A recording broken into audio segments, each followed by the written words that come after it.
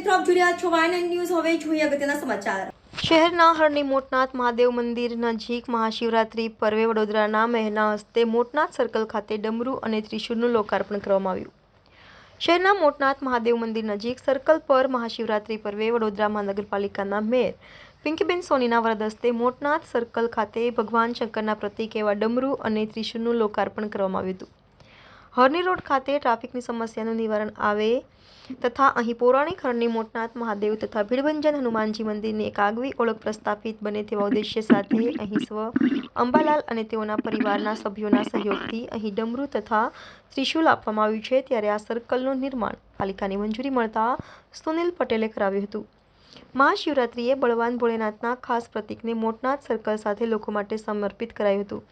આ પ્રસંગે મેયર પિંકીબેન સોની, પૂર્વ ચેરમેન ડોક્ટર હિતેન્દ્ર પટેલ, પૂર્વ સાંસદ ધારાશાસ્ત્રી નીરજ જૈન, ભીડભંજન હનુમાનજી મંદિરના પૂજારી મિત પટેલ, સુનિલ પટેલ વિશેષ કરીને ઉપસ્થિત રહ્યા હતા। રિપોર્ટર રાહુલ રાજપૂત, વાયન ન્યૂઝ, વડોદરા। આજે હરણી મોટનાથ મહાદેવ પાસે આવેલા સર્કલને શિવજીનું ત્રિશૂળ અને ડમરૂ સર્કલનું એક ક્વાડ્રન્ટ બનાવી અને આજે સ્વર્ગવાસી અંબાલાલજી અને સ્વર્ગવાસી જયેન્દ્રભાઈ શાહના પરિવાર દ્વારા અહીંયા આ સર્કલ બનાવવામાં આવ્યું એમના અનુદાન, એમના યોગદાનથી। અને વડોદરા જે કલા અને સંસ્કૃતિની નગરી છે, તો ધર્મ, પરંપરા અને સંસ્કૃતિને જોડી રાખવાનું કામ આ બંને પરિવારો દ્વારા શિવરાત્રિના અતિ પવિત્ર પાવન અવસરે કરવામાં આવ્યું। શિવના જે પ્રતીકો 5 પ્રતીકો છે એમાંના મહત્ત્વના 3 પ્રતીકો જે ત્રિશૂળ છે, જે રજ, તપ,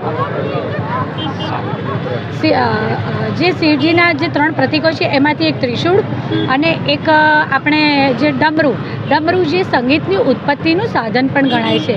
ત્યારે ત્રિશૂળ છે કે જ્યાં સૃષ્ટિની કોઈ શક્તિનું સ્થાન ન રહી શકે જ્યાં ત્રિશૂળ હોય, એટલે કહી શકાય કે અતિ પવિત્ર પાવન આ ભૂમિ થઈ ગઈ છે, જ્યાં એક બાજુ આપણા હરણી ભીડભંજન હનુમાનજી દાદા બિરાજેલા છે અને ત્યાં ગદા સર્કલ છે, તો આ બાજુ વડોદરા શહેરના નવનાથમાંથી એક મોટનાથ મહાદેવ, જેમાં શંકર દાદા પણ આ પરિવાર આ વિસ્તારની રક્ષા કરી રહ્યા છે। ત્યારે આજે અહીં આ સર્કલ બનાવી અને આ પરિવાર દ્વારા જે આ શુભ વિચાર દ્વારા અને ધાર્મિક વડોદરા શહેરની ધાર્મિક પરંપરાને ફરી એક વખત અકબંધ રાખવા માટે જે પ્રયાસો કરવામાં આવ્યા એ બદલ હું અભિનંદન પાઠવું છું સમગ્ર વિસ્તારને તથા સમગ્ર શહેરની સૌ જનતાને।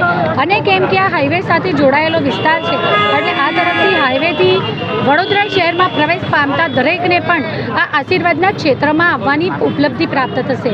હું ફરી એક વખત આ બંને પરિવારોને તથા સૌને ખૂબ ખૂબ અભિનંદન પાઠવું છું। Subscribe now and press the bell icon. Never miss an update.